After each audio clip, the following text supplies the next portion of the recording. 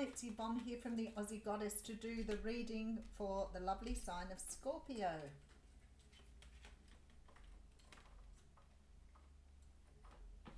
Scorpio, firstly, thank you so much for subscribing to my channel. We're going to use the Millennium Thoth for your reading today.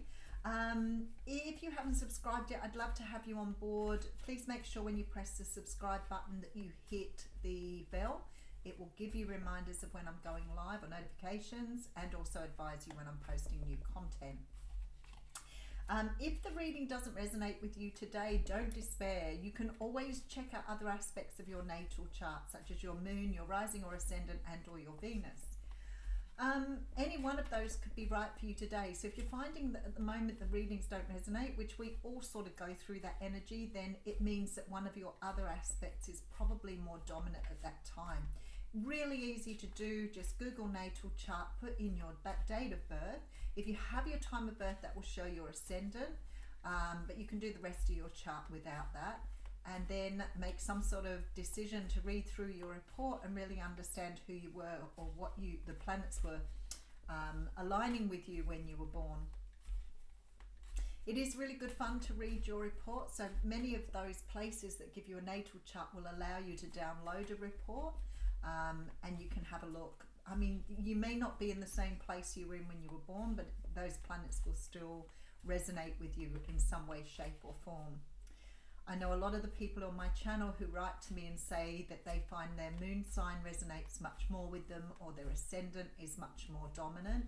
And just remember, Western astrology does have, you know, the sun sign, the sign you identify with, but a lot of the other astrology schools of thought don't. So they go for the moon sign. Six of Pentacles coming out here. What are you creating with the universe here? What are you asking for? Because the universe is listening to you. It's listening to your call. So remember, when you're asking for something, to be, you know, generous with the universe in asking for what is best for you, but also understanding that when you do ask for something, the universe will provide it. Just may not be in the shape or form that you wanted it. All right, let's have a look and see what's going on here. Well, we have Temperance coming out first. Now, in this card, it's called Art. The Temperance card is a card that speaks of everything being in balance. It is a card of tempering things to bring them into balance. For me, it's a card very much about your personal vibration. So when you're in a high vibrational energy, such as the Temperance, everything within you and outside of you is in balance. This means that you can manifest what you want. You're in the energy of manifestation, and I feel like this is what's coming through at the moment, and maybe that's why I sort of hit on that to start off with, because there's a very strong energy that you're about to manifest something into your life that you've been asking for. But again, remember, the universe will send you what's right for you rather than exactly what you want, although sometimes it's both. Now, for some of you here, it's some sort of rebirth. It could be a reconciliation with someone. It could be you asking for some sort of rebirth. Maybe that's why you're bringing yourself into balance here. Maybe you're starting again after something that's closed off. You may have walked out of a relationship, a job, but it's like you're reinventing yourself here.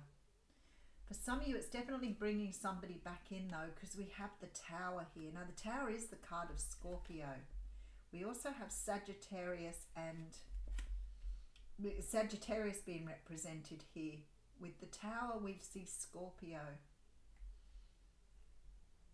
There is something going on here because you're recreating. Oh, wow, with the Star as well. Look at these major arcanas coming through. And the Devil. Holy dooly with the Ten of Swords. I'm going to leave the Ten of Swords there for a moment. Let's have a look at these cards here. There is something that you are either bringing back towards you or letting go of here. And I feel like that Ten of Swords, it's something you're completing. You're completing a cycle here. You're rebirthing. You're stepping into a big vibration here. The Tower tells me you're rebuilding something, but it's something that's in line with your destiny. I feel like you may be closing out fears, addictions with the Devil here. But what I feel like more is that you are understanding the difference between your ego and your spiritual self, or the ego and your truth as we see it. So there is definitely you vibrating. That's why the Six of Pentacles came out, because you're vibrating now with the universe. So you're in the vibration of manifestation, right? So we have that happening with the Temperance. There is something here, I feel, that you are rebirthing about yourself. But when you are vibrating at that really high level, you may be bringing somebody back in or in for you here. You are rebuilding yourself. You are rebuilding this version of yourself without this ego energy. You have learned with the ego energy what parts of you are no longer serving you in your life, because you're aligning with your destiny in the star. So it takes a lot of understanding to understand how our egos influence us, and not always in a positive way. So your ego is all the stuff you learned from other people. Some of it you can learn from your own experience, like for example, if you fall over something, you may learn not to go near one of those things again, but maybe you don't always learn from that either. But the ego is there and it has a place. You cannot get rid of the ego. It will always be with you because it serves you on so many levels. So for example, your ego will stop you walking in front of a bus because it tries to conserve or preserve your energy. So it shows you that that is a dangerous thing and you can't do that. And that is really important. But if somebody else shows you a fear of spiders and then you're scared of spiders, that may not be anything to do with you at all. But your ego will still protect you from that because somebody else has told you that a spider is dangerous, even when they're not. So what starts to happen is we start to build our lives in this idea of what everything we've learned is going to hurt us or, not serve us or whatever else. And the ego can become quite disturbing on that level. But what the ego can do too is we can sit in our ego and really enjoy our ego, and then it can send us the other direction where we feel we're infallible, we're the best, we're the most amazing, which doesn't leave us room to fall. So there's a place right in between the two of those which most of us sit in, which is our truth and our spirituality.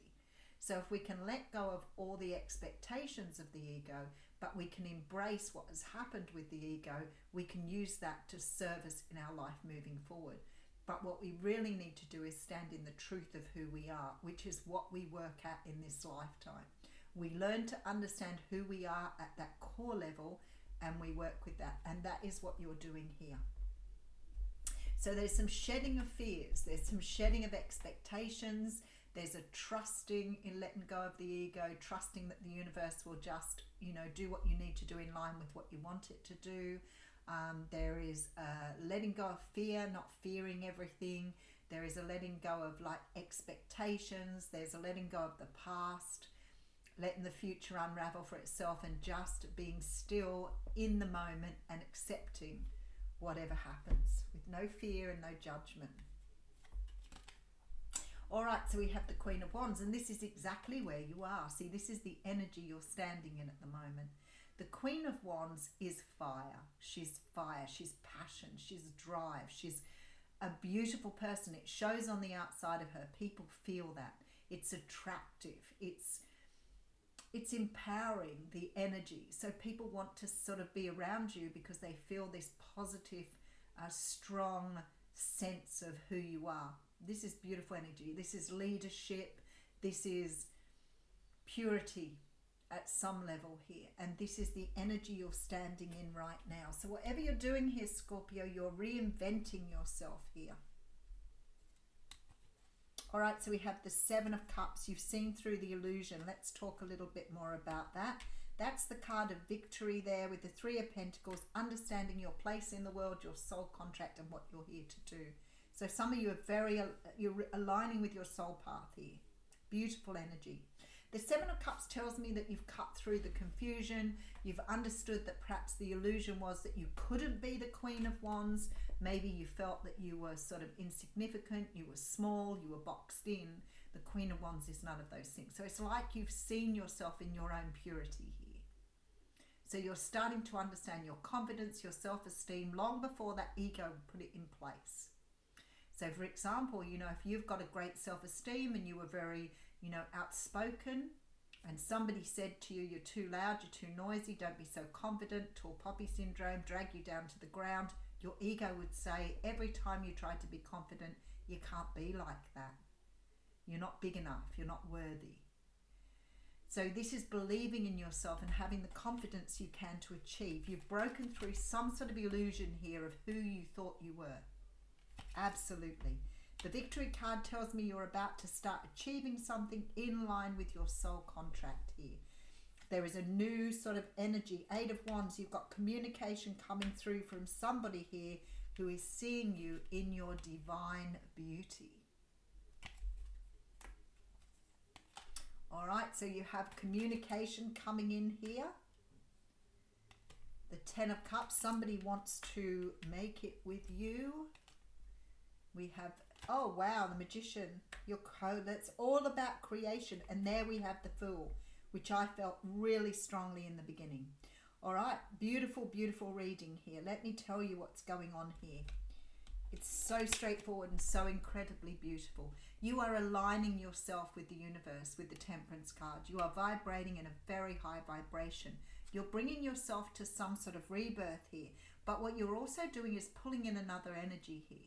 So it could be somebody that you've had a very strong connection with, or it could be somebody new that you're about to embark on a new journey with. The Tower tells me you're rebuilding yourself. So you've gone back, you've discarded the ego, you've understood how to let go of the ego and align yourself on your journey. The Ten of Swords tells me you've let go of a lot of negativity from your past and you're understanding how your ego has influenced you during that time. And you're now stepping out as the Queen of Wands. You've seen through some sort of illusion of who you thought you were. So you may have thought that you were small, and now the Queen of Wands tells me that you're confident, you understand your own power. There is victory here because you are aligning with your soul contract. You are now aligning in effect with what you were meant to be here to do. There is communication coming in from somebody here who sees your vibration. Whoever this person is looking at you as the Empress and realizing that they want to be with you here. There is communication coming in. This person may have already stumbled across you or crossed paths with you, or maybe from your past here, because it feels like to me they've been either watching you or they've been watching you from afar. They are ready here to offer you the 10 of Cups. Now the Magician here tells me that you've both been manifesting this brand new start here with the Fool. So you've both been manifesting this. These cards are stunning, aren't they? Look at that. So the Magician manifests, and now you're in that vibration of Temperance. You are ready to manifest, and this is bringing a whole new beginning in for you here.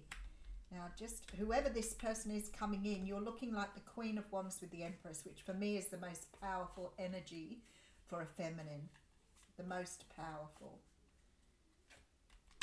Okay, we have the Death card coming through, so you could be dealing with another Scorpio.